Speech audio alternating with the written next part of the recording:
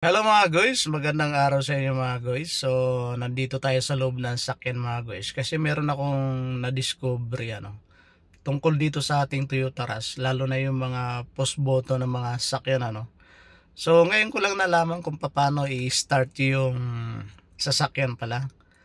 Ang kailangan lang pala, soft touch lang pala mga guys. So, meron nag-comment sa aking video na mali daw yung aking pag-i-start.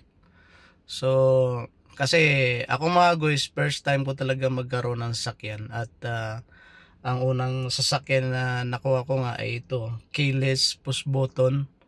So, hindi ko alam talaga at wala rin nagturo sa akin. Akala ko ipipindutin lang, no? Stop yung...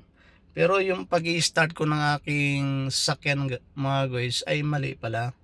Bali, meron kasi ako napanood, sabi niya pag i-start daw, hayaan muna daw umilaw yung mga accessories, yung mga panel dito. Kailangan daw ilaw lahat yan. Meron kasi ako napanood ganun yung tutorial niya So, kailangan gumana muna yung mga accessories daw, umilaw muna yung mga ilaw dyan bago ko i-start. So, ganun yung turo, So, akala ko tama na yung pag-i-start ko. So, mali pala. Ang kailangan pala, no? So, papakita ko sa inyo guys kung paano i-start yung ating sasakyan, lalo na yung mga push button, keyless na mga sakyan. Ganito lang pala mga guys. So, ituro ko sa inyo mga guys. So, una, i-press muna natin yung pinaka-brake doon sa ilalim, Ayan.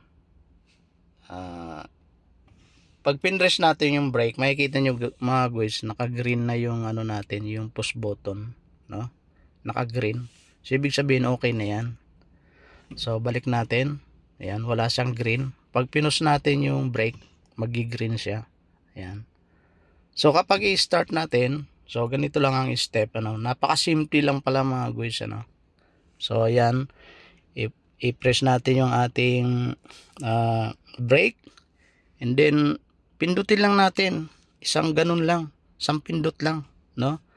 Hindi mo kailangan i-hold yung daliri dito. So, pindutin natin mga guys. Soft touch lang mga guys.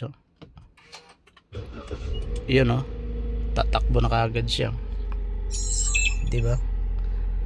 So, ganun lang mga guys. So, hayaan mo nang gumana yung mga accessories na yan. So, ganun pala mga guys yung ang tamang pag-start ng sasakyan. So, ngayon, alam ko na, no? So, buti na lang meron tayong YouTube channel at merong nanonood ng video natin. So, mali daw yung pag-i-start ko. So, thank you sa pagturo kung paano i-start yung ating sasakyan. So, yun lang mga guys. Salamat sa panonood at God bless po sa inyong lahat. Peace.